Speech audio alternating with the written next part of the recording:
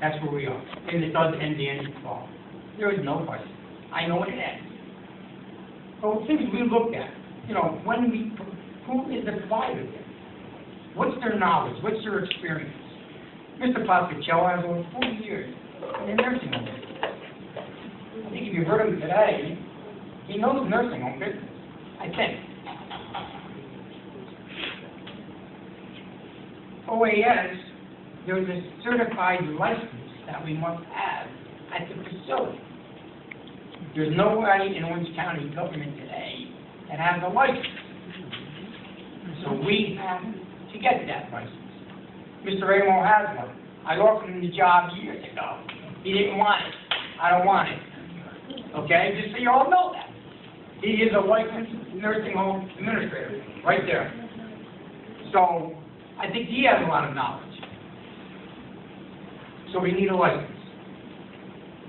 So now you tell me, Legislature, County Executive, we hope at the end of the year, which is now 3 months away, that you will just get rid of OAS. But you didn't give me the solution as to how to get somebody on January 2nd or January 1st to take over. You didn't tell me that. And you have to tell me that. Because if my decision is to let them go, I'll figure that out. Because that's what I'm supposed to do.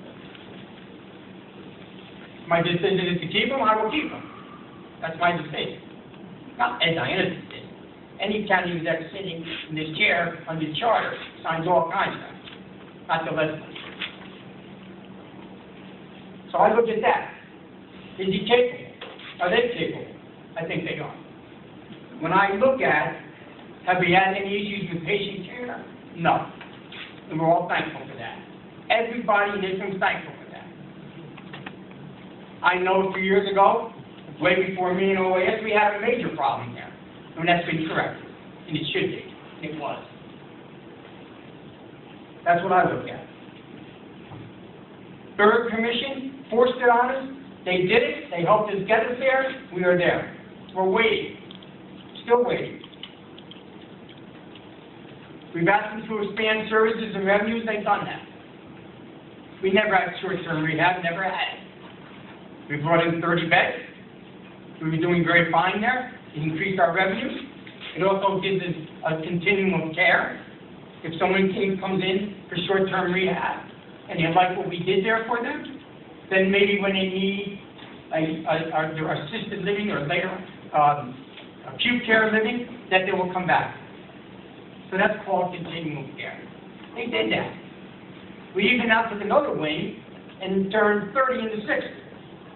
And we did that by residents leaving, not being here any longer, turning those rooms over into short-term rehab. Because we were getting more revenue. We were filled at that time. I don't know what the accuracy today is on short-term rehab. Bill tells me every couple of weeks. I don't think we're 100%, but that brought us more revenue, which I asked them to do, raise the revenue.